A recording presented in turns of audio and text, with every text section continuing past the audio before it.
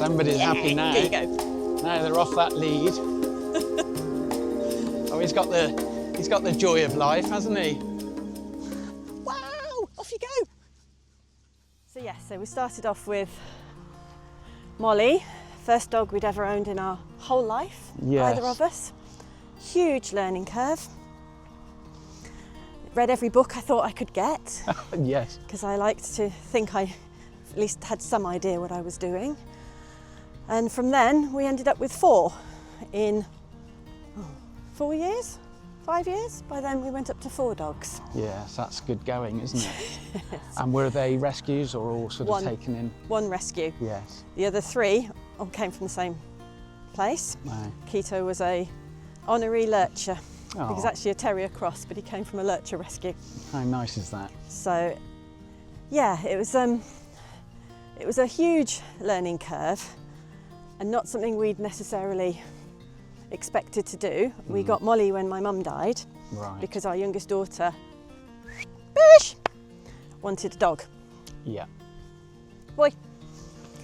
And when mum died so suddenly, the conversation was we thought we needed something happy, Yes. and we thought, puppy. What happy, what joyous more happy spirit thing could you acquire than a puppy? than a puppy. And did it meet its hopes and aspirations? She did. I mean, it was a Yes. lot more work Yes. than we anticipated, which I think it always is, even when you think you know. Yes. So having just got puppies, I know they are actually even to the initiated. They are more Yes. work than you either remember or imagine. yes, and I think my 2 boys in the middle have been incredibly easy. Yeah. So it's been 10 years since I had one that needed me to Yeah. really man up. Yes, And that's yeah. been, yes, it's been a bit of a shock. It's like, were they always this hard? No, the boys weren't, were they? Yeah, okay. Did you find the boys harder or easier No. than the girls? Or? Easy. Yeah. Our Yeah. rescue Keto came as Mr. Perfect puppy, Yes. except for chewing. Right. Chewed really badly. But other than that, Mr. Perfect puppy, and Boris has also been extremely easy. So the boys have been great. I mean, the girls weren't hard, they were just normal. Yes. The boys were just particularly easy. You're just very straightforward. So this might be an opportunity for me just to talk about a little introduction. So here we are on this beautiful day at the what is effectively the foot of the Malvern Hills in mid-September 2024. And I know Leslie going back a good 10 years when I first went to assist her with one of her dogs. But we're not so much here to get into that today. What I'd like to talk to Leslie about is her own impressions and experiences with dogs over the years, so that this will then meet a new series of videos which I'm creating, and they could possibly be shared down into podcasts, connected to the Your Dog Matters and looking at the human-canine connection. I'm particularly, well, after working with dogs for over 20 years, and of course their owners, this isn't just a dog job, this is more of a people job than anything. And looking, or rather, and talking about the human-canine connection is a subject very close to my heart, because you cannot fail to work with dogs for such a long period without understanding or realising that there is a connection. And then if we work upon that connection, we are able to bring the best out of the dog, and of course the owner can enjoy that experience to its fullest. So without any further ado, thank you again, Leslie, for joining me today. What would you say, looking back over the years that you've owned dogs, has been one of the most rewarding aspects of owning dogs, and how would you sort of put that into words? Getting to know them, that every day is a new day, which is something I'm particularly bad at. I'm a planner, I plan ahead, and they have made me think about just being in the moment, being here with them, getting that connection with them. I've got several dogs, so a different personality. People often say, which one's your favourite? And I always say, I don't have a favourite, because they all bring something different to our family. Yes. The same as the human members do. Yes. And I really... You don't have favourite children? No. No. You have days you like the children better than other days, but none of them are my favourite, because they do all have their own personalities, and they've all got something different they bring that enriches our family in our lives. Yes. And what I particularly enjoy is when, if I do hoopers or agility or man trailing, is working as a team. Yes. I think it must be amazing if you're a dog handler to have that bond with your dog, shepherds or things like that. You do anyway. You don't have to be a professional to experience that bond, and isn't that the joy of it? Yeah. It's accessible to everyone. Yeah. I mean, my oldest dog, when we had Molly, so Molly was exceptionally smart, and she would regularly bail me out when we did hoopers or agility. She'd make sure she gave me a look as she went past, so I realised that she'd just bailed me out. But I loved that because I always said to people I felt we went as a team. Yes. We didn't go as person and dog. Yes. We went as a team. Yes. And that's the bit I really love doing. I love that. And that's what I try to encourage other people with their dogs, is to see it as a team effort. I love it. And this idea of being in the moment with dogs is you straight out of the gate touched on something which is actually profound and also close to my heart. If you are, you don't have to go far in the world of personal, human self-development before you come across this concept of remaining in the moment. Yes. Because don't we tend to lurch forward in time, which causes anxiety, and then sometimes we can spend too much time in the past. Yes. Which can cause regret and lamentation. So being in the moment tends to be a very good sweet spot. And so talk to that, if you could, about how you've gone about doing that. Which way would you like to go here? Just thinking, should we take... Doesn't matter really, does it? We might as well just let's keep keep talking, right, walking here. Good. So yes, let's talk about this idea of being in the moment with dogs and how that has impacted you. So I am a planner, and I don't necessarily let things go either. So I find when I'm there with my dogs, they don't think about what happened yesterday or what happens, or worry about what's happening tomorrow. Yes. They're just... Oh, sorry, Nicky's having a poo. Are you having a poo, matey? Yeah, so I'm by nature a planner. Yeah. I always plan ahead, even when it drives me balmy sometimes. And I do dwell in the past, sadness things, really sad things that have happened, and think them through. So it's really good for me to take my dogs out. I mean, we go to Dartmoor as often as we can. Nice. And that's my go-to place. Yes. And the dogs can run. If I quite like it when it's wet and wild and windy, because it reminds you that you're really alive. Yeah, me too.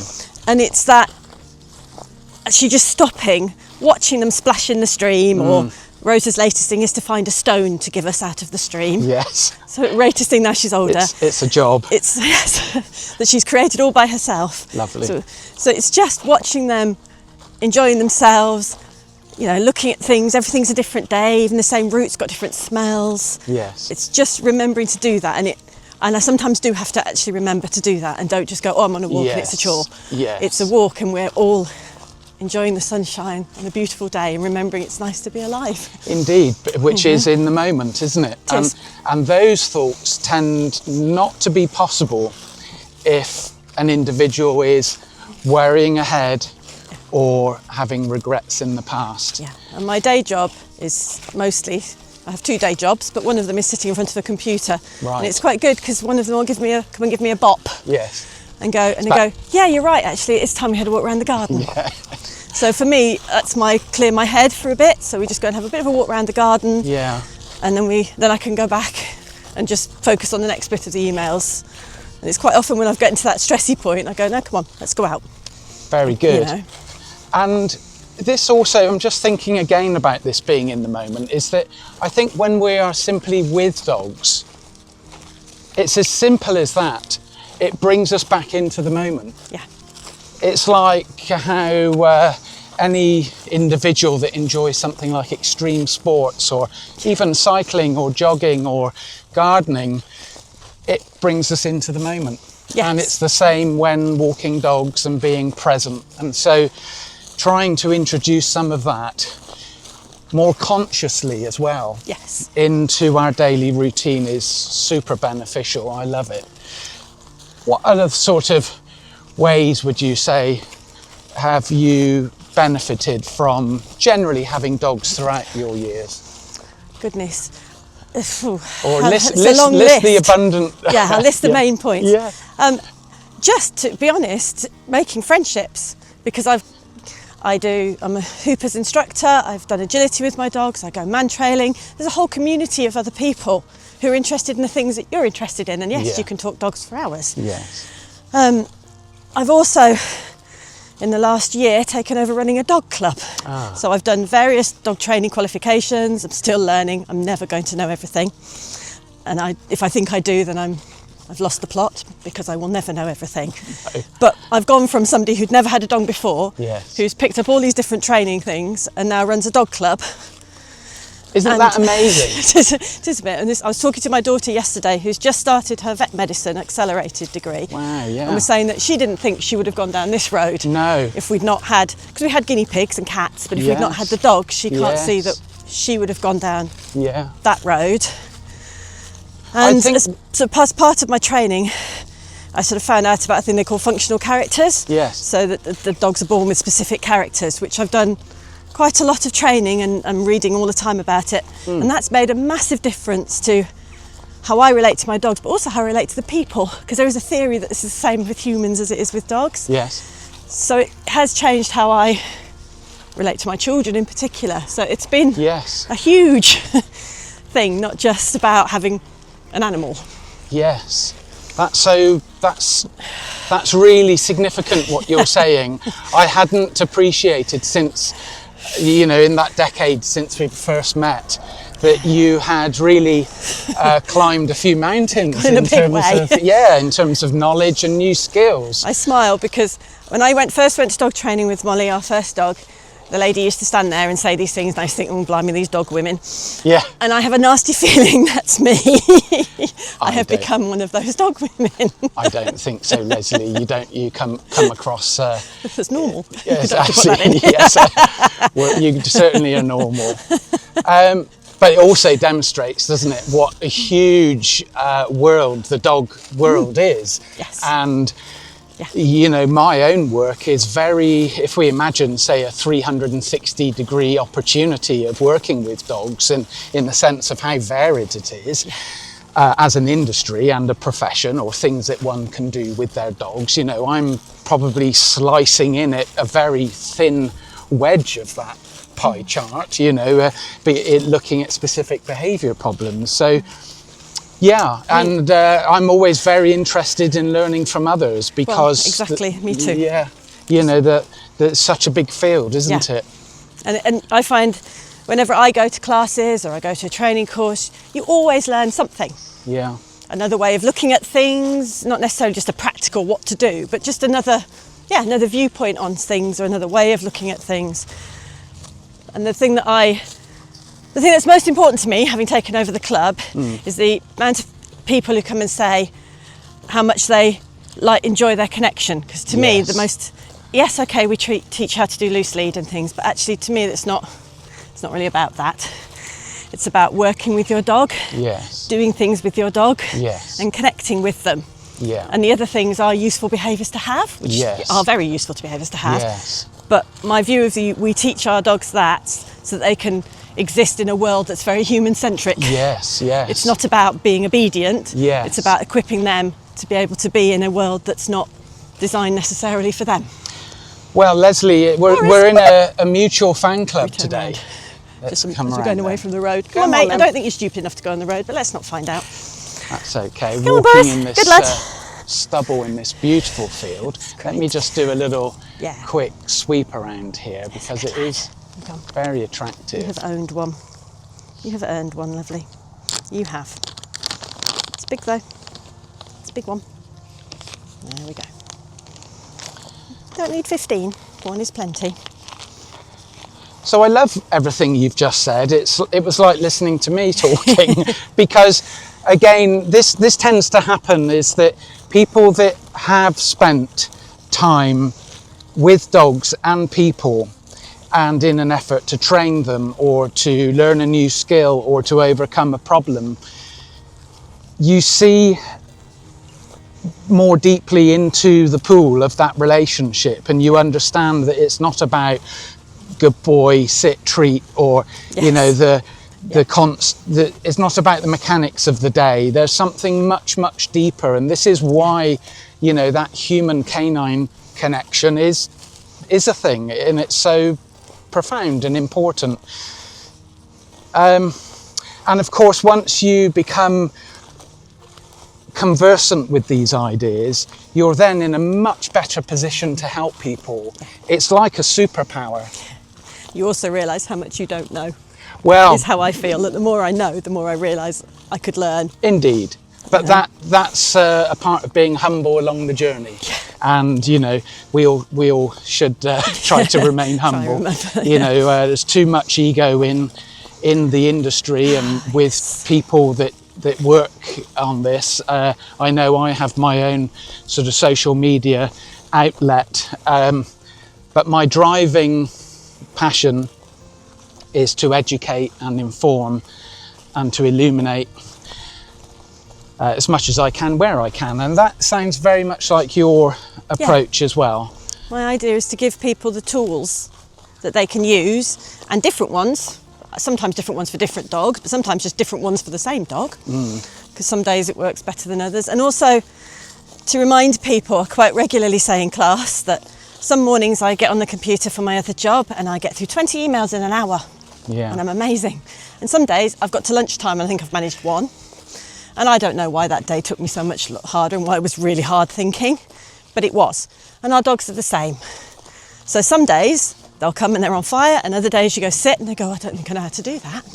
And you go, okay, what does that mean? Let's do something else then. Yes. So today's not the day to want to, like, you know, do high level obedience, because today's not a great day for some reason. Yes. And that's okay. Yes. They're not machines, they're not robots. Exactly. They're allowed to have days off, or days that they aren't as on fire as we are. Because I have days when I go and train them and I'm really not as on fire as I was on another day. No. And they're very accommodating when I'm like that, so I think I could return the favour.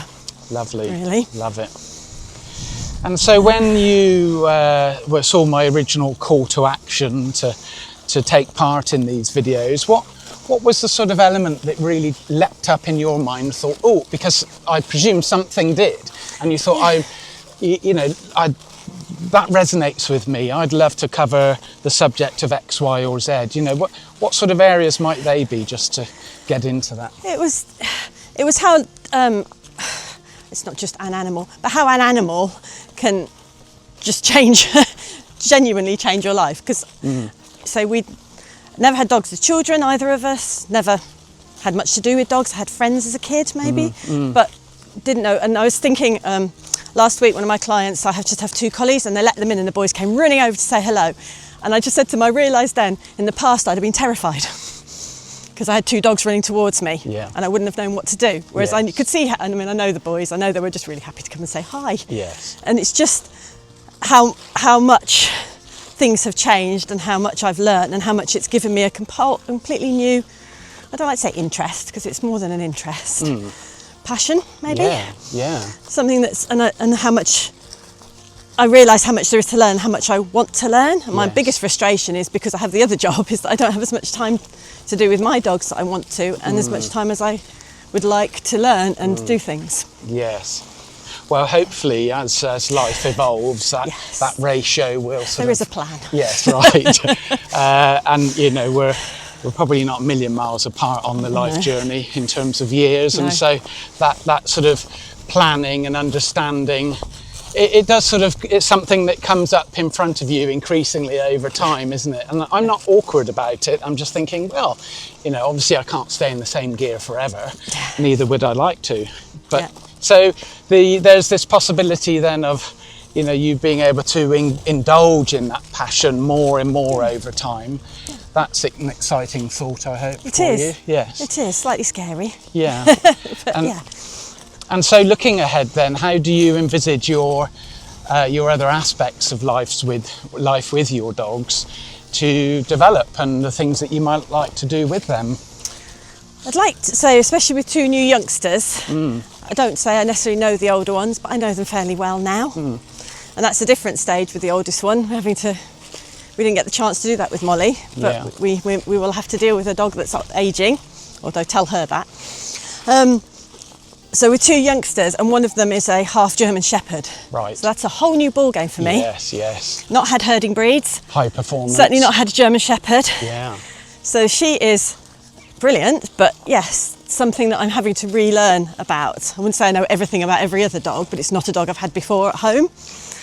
So, you know, the Labradoodle puppy is kind of how we'd expect a Labradoodle puppy to be. Yes. But Nala's something different. So it's Yes. tapping into who she is.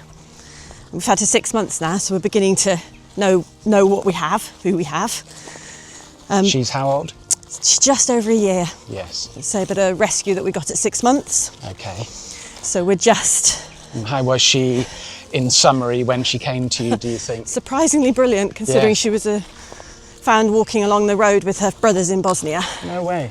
and she's got 2 paws, 2 pads missing. Oh. So there was some. Looks like a degloving accident to me. Oh dear. Bosnian vet said car accident, not a Yeah. car accident, clearly from the injury. Even I know dear. that, and I'm not a vet. No. But I set it up for all sorts of, got you in mind. Yes. I set it up with all sorts of potential guarding issues. Actually, she hasn't had any of them. No, so right, we've been good. incredibly lucky. Good. Actually. Isn't that nice? Which is brilliant. What- But she still has fears. Yes. So it's just, And how do you manage those, would you say? she has a great connection to her. She's a real sweetie heart. Yes. And what I particularly like is if something scares her, she comes running to us Yes. for us to go, hey, that was Yeah, okay, or that was yeah. a really loud lorry, wasn't it? Great. Or whatever. So we manage that with her. She's just hit teenage years. Yes. Actually, she's pushing a lot of buttons at the moment. So we're going to have to go back to training, but you have to manage her, because there's obviously things. Most of the time she's lovely, but every now and again you get a glimpse of something. So if my husband held the vacuum cleaner nozzle at her, and she immediately did that. Yes. So who knows what's been pointed at her? Well, indeed. You never So, know, but no. you can often make sort of pretty good Yeah. guesses, can't you, based on the dog's reactions. And bits of scars that she's got as Really? well makes me Yes. think. So yeah, so she's doing extremely well. So hitting Good. teenage stage, so pushing Good. a few buttons at the moment.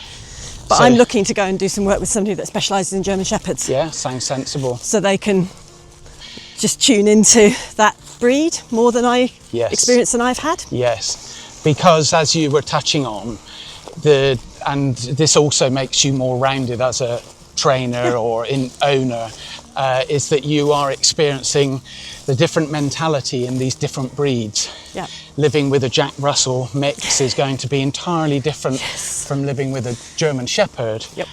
And of course, you've gone up to sort of high performance thinking Yeah. with a German Shepherd. Yeah. So it sort of demands a great deal more of us. Yeah, it does. Some dogs are better suited to, what might you call it, casual living than others, and a German Shepherd isn't really the dog for that. No.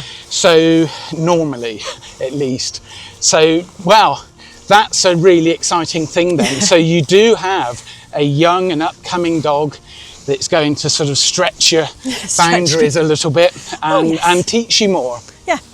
Which is brings me on to an interesting idea about how dogs teach us about ourselves. And isn't Yes. that always just there all the time? It is because either they are challenging us, not directly of course, but as a part of the process, and how we cope with that, and how that sort of forms our inner landscape and what have you. So, and I know we sort of, your sort of eyebrows lifted when I said we might talk about this. So I think there may be some comments to be had here. But what would you say about that type of subject?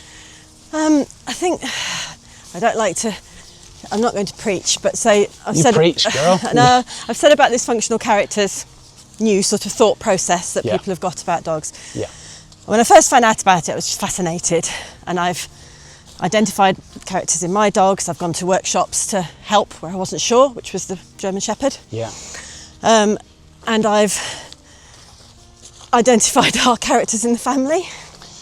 And I don't wish to interrupt, but I have go. to, because just set out for me quickly, and those listening and watching, what the basic types are. I mean, do we have 3 or 4 of those, or what? We have the sort of main ones. So you have a guide, who was what people would have called alpha in the backgrounds, but Okay. guide is a much better interpretation of Yeah. the word. Take that. You have a follower, which is just your, I don't like to say bog standard, but it's your general happy-go-lucky, lots of followers in a group. Yes. You will have a peacemaker, defender. Yes. So defender enforcer is exactly that. Defends the pack, enforces the rules. Peacekeeper does exactly what you'd expect. Keeps the peace. You'll find they often divert any tension onto themselves. Yes. Interestingly, I've noticed that Nala does that, although that's not her given role. Yes. She does that a lot when the puppy's annoying the others. You'll see her put herself between them Yeah. Right. to diffuse it before the others get cross with the puppy. Yes. So you'll see dogs taking on a peacemaker role if that's not who they generally are. Got it. And then you have a nanny that comes with age. So the nanny see. doesn't born a nanny, but they Yeah. often take that on when they Yeah. become an older dog. Yeah. So Molly, who we lost last year, was a guide. And as soon as I found out about them, I knew what she was without anybody having to tell me, because it was blatantly obvious Yes. when they gave us the thing. Very smart, very independent, especially female guides, because they have the breeding rights, so that makes them the creme de la Yes. creme. Right. And Molly was very good at looking down her nose on people she didn't think Yeah. was quite as good as her. But when she died so suddenly, as my husband said, we lost part of our management team. Yeah. And we really did. We realised how much organising of the dogs and even us, Molly had done. Yes. And things, my best example is one of the times I called, it was early in the morning, I'm not good at mornings. So I'd gone out, they were all having a poo and a wee and messing about. Molly liked to have a poo and a wee and go back because it was food. Yeah. So the others were faffing. Molly'd done that and gone back to the door. So she obviously thought I was doing a bum job. So she came back up, walked past me, did one bark, came past me again, gave me a side eye as she did, went down back to the gate. The other three all turned and came past and looked at me. And I went, apparently it's time to go in, Molly said. And that's what she was like. So I genuinely used to feel that we shared management. Yeah. And it was a surprising amount of gap when she went. So that has made a huge difference to say, and actually I have a daughter who's a guide as well as me. Yeah. And I've realised that we're determined, we're independent, and actually I changed how I dealt with Millie. That's because so she interesting. was more than capable of making decisions if I let her. Yes. But I used to keep trying to impose them, and she's going to fight that because Yes. she's a guide as well. Yeah. So it's been absolutely fascinating for Wow. me. I love that. Now there are similar archetypal groups Yeah. for humans as well, Yeah. that have been sort of created by different luminaries in the world of self-development and Yeah. inner space.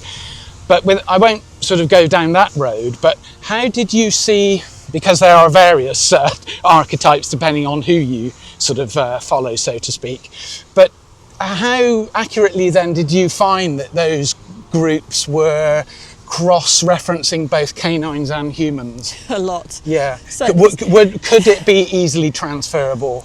Yes, particularly, Yes. I mean, you have to know the Onto people humans. well. So, Yes, yes, you know, obviously I know my family really well, yes. so I could see it. And yes, it was obvious. Once you knew it, you were like, oh, you're that and you're that. Yeah. So my oldest daughter is a follower, which is why she's she's got masses of energy, which is Yeah, right. yeah. And when you really know when she's in the house. And I now have 3 followers. So I've got an old follower and my 2 youngsters are both followers. And you can tell it's a bit chaotic with the 2 youngsters at the moment, Yeah. because we have very similar energy levels, very similar types, even though allowing for breed. So they Yes, are different yes. because of their breeds. Yes. But it's very different to when we had a young guide and a young follower, because they were so different in how they dealt. And I think Yeah. Molly did a lot of the bringing up of the follower that I hadn't appreciated at the time because I knew nothing about it. Got it. So yeah, it's been a huge learning curve, and I don't by any means know everything. No. But it gives you another sort of framework to hang on to, doesn't Yeah. it, when things get a bit choppy? Yes. And when you own, as you do, 4 dogs, which let's just call it a pack, Yeah. you know, it's quite a different dynamic than 1 or 2. Yeah. So, you know, I think being able to see, Bish bish. come on then, Come on, good lad. Good boy. yeah, being able, so just list them again for me quickly if you would. So guide, Yes. protector enforcer, or otherwise known as a defender, Yeah. followers, peacekeeper.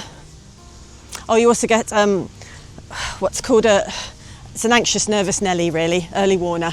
Right. So you'll get one that would find life in the modern world exceptionally difficult because Yes. everything's a worry. Yes. So, and a nanny, but that's an old dog. Generally, it's not born character, it's an acquired character. Yes, right, good. And how is this sort of these groups helped you, do you think, in your personal journey with your life and your dogs? So it has changed how hasn't changed, but I've adapted how I train depending on the dogs. Yes. I also think it's made me, I don't know about kinder, but it's made me more understanding, maybe is the word. Yes. So I now know that generally followers are not always the smartest. Slightly different from my German Shepherd, and that's where the breed comes to difference. She's extremely smart. Yes. So repetitive learning for them is really hard. Yes. So appreciate that they're not trying to be difficult, that's just how they're wired. Whereas Molly, my guide, was a machine, training-wise. Yeah. If she didn't get it first time, I didn't explain it properly. Because that's how smart she was. Yeah, got you. So it's just adapting, say for breed, and because if you know your dog, but also for a bit more, say understanding is my best word for it. So this is all very significant, isn't it, in the sense of how much thought that you've put into owning dogs. And let's just stand here for a bit.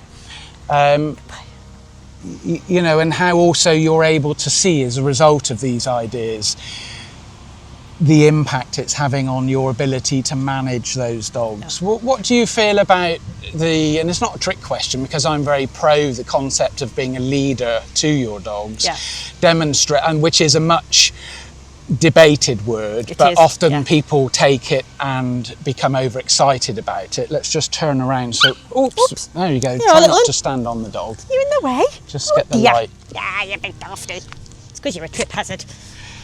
Just that's a bit slightly better light without just staring in the sun. So, where were we before I stood on the dog? Leadership and this sort of concept. So has that sort of fed into it as well? Has it made you a better leader, to use that word again? Yes, like I say, I think it's made me a more kindly, or more understanding leader. And it did take me a while to think that dogs are not machines. Yes, right. You know, to realise that some are more adapted for certain things. Yes. So, say Molly was incredibly smart and very driven and liked to be better than everybody else, genuinely. If you ever went to anything, she brought her A game out. Yeah. In fact, she'd get quite cross because I didn't always bring my A game with me.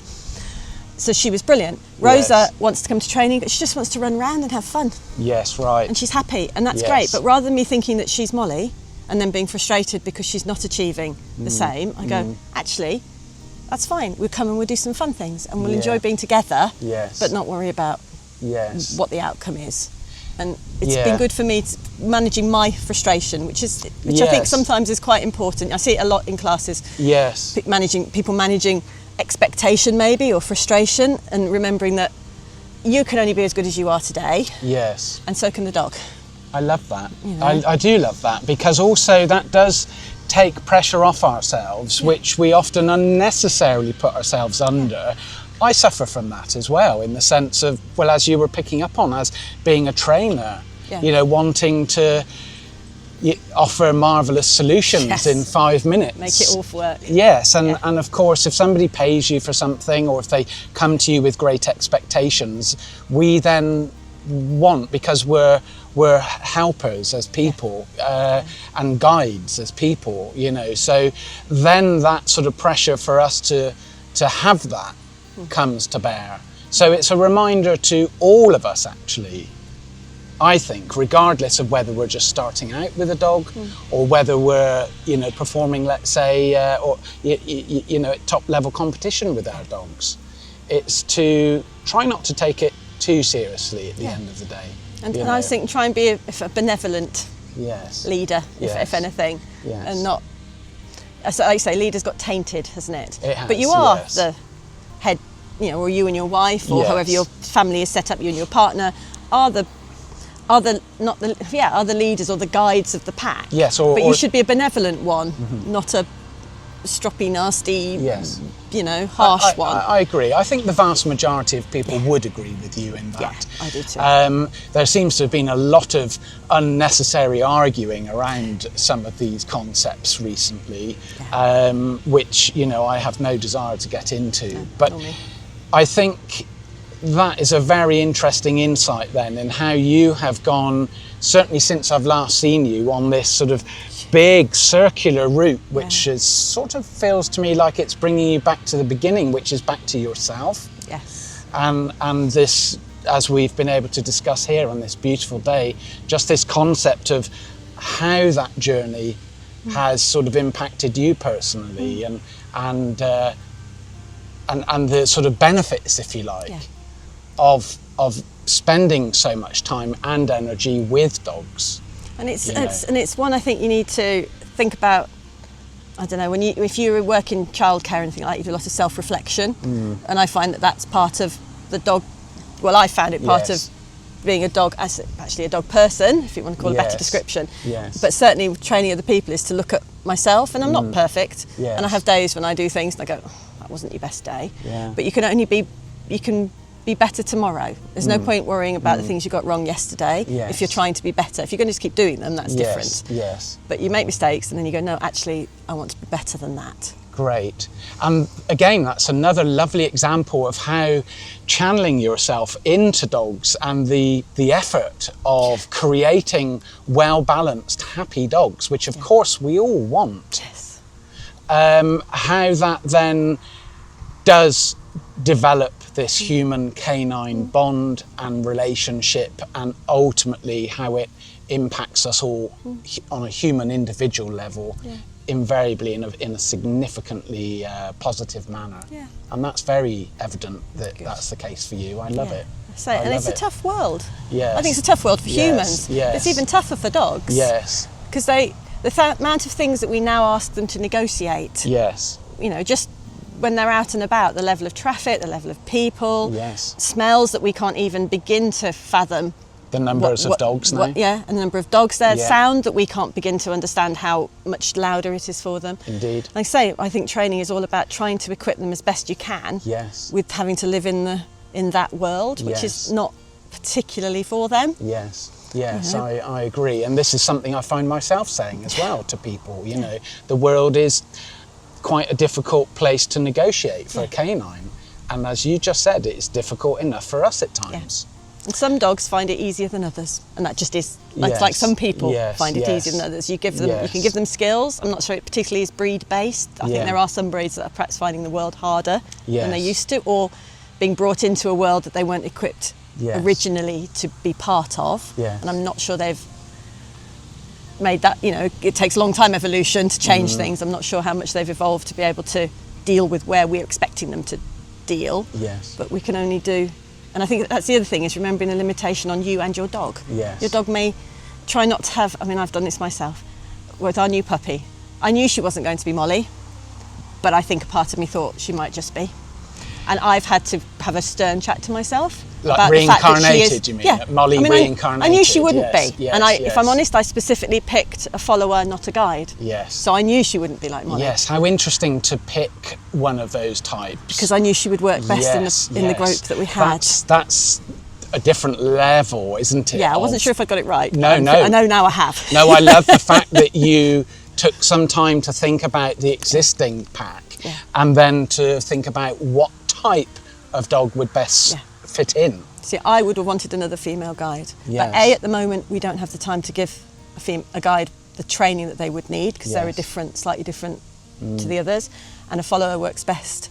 But I've had to have a really stern talk to myself because she's not, I don't know, because she is, I don't know what I thought she would be, but she's not whatever I thought I didn't think she would be. And I did have to have a really stern talk to myself and go, she is who she is. Yes. Appreciate that and build that connection with her, because you're not. No, I think I can relate to that sort of idea of, a dog that you lost in years gone by, and how you just want to get that dog back because that dog was particularly impactful in your life, and you had a very strong bond with that dog as well.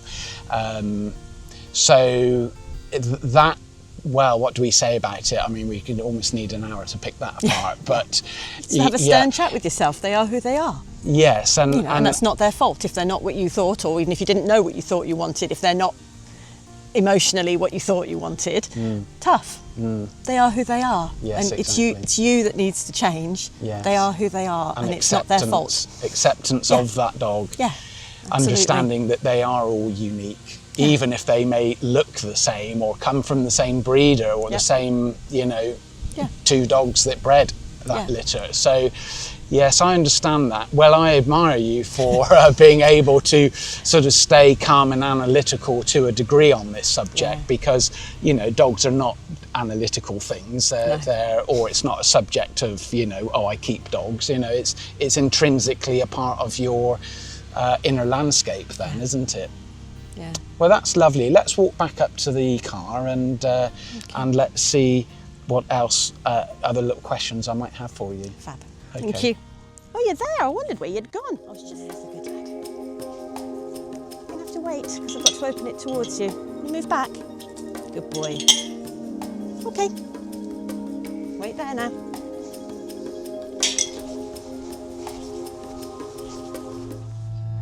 you like tea? And are you okay with Earl Grey? Milk, electrolytes, yes. You're okay with like this? Yeah.